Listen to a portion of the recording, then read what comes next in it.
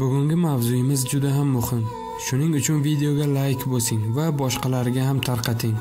Ko'pchilik insonlar Ka'bada bo'layotgan voqealardan xabardor bo'lishsin. Bugungi kunda ko'pgina arab mamlakatlarida masjidlar yopilmoqda. Bunga albatta insoniyat boshiga balo bo'lib yog'ilgan koronavirus sabab bo'ldi.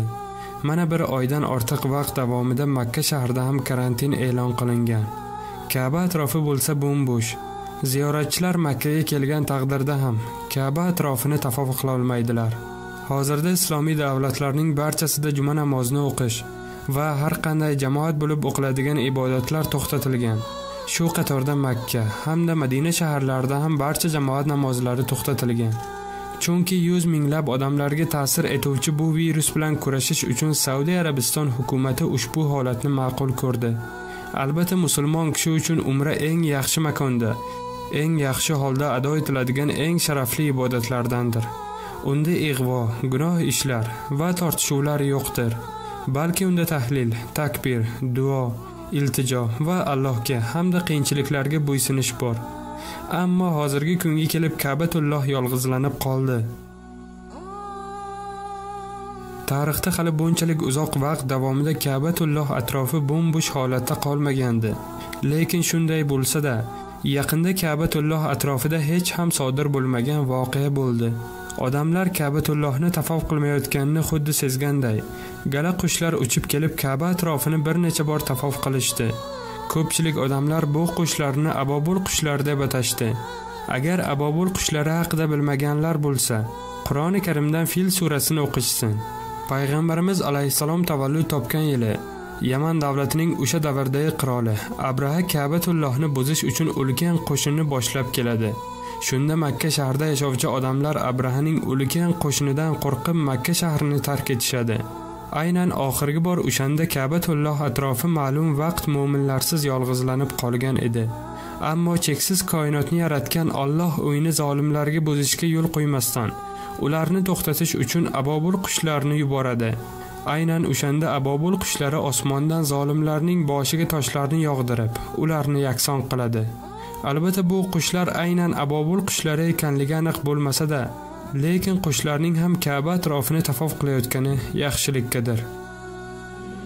Bugungi kunda Ka'bani ziyorat qilish vaqtinchalik to'xtatilgan.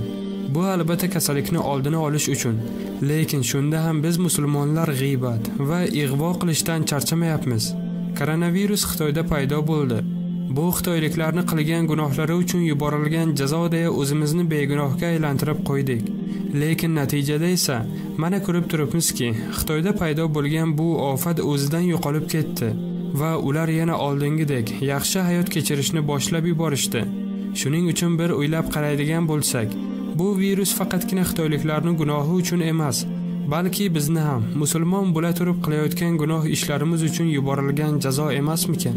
Balki Alloh taolo gunohlarimiz ko'payib ketganidan sinov yuborib sinayotgandir. Hali tarixda hech ham Ka'batulloh bunchalik uzoq vaqt davomida yopilmagandi. Afsuski koronavirus degan balo yer yuzida haqiqiy ofatga aylandi. Umid qilamizki, yaqin kunlarda Alloh taoloning inoyati bilan Ka'batulloh yana o'z eshiklarini mu'minlarga ochadi. Do'stlar, ushbu videoni yana boshqalar ham ko'rishlari uchun albatta like bosib qo'yishni unutmang. Maliki yawmiddin. Iyyaka na'budu wa iyyaka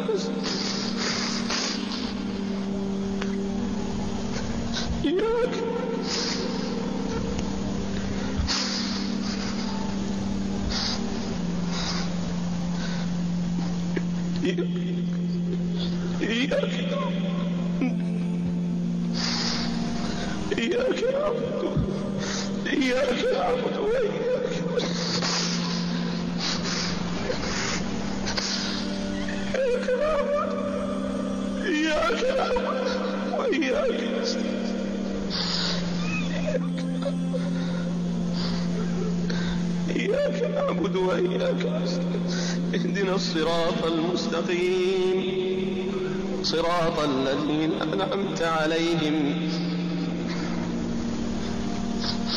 غير المغضوب عليهم ولا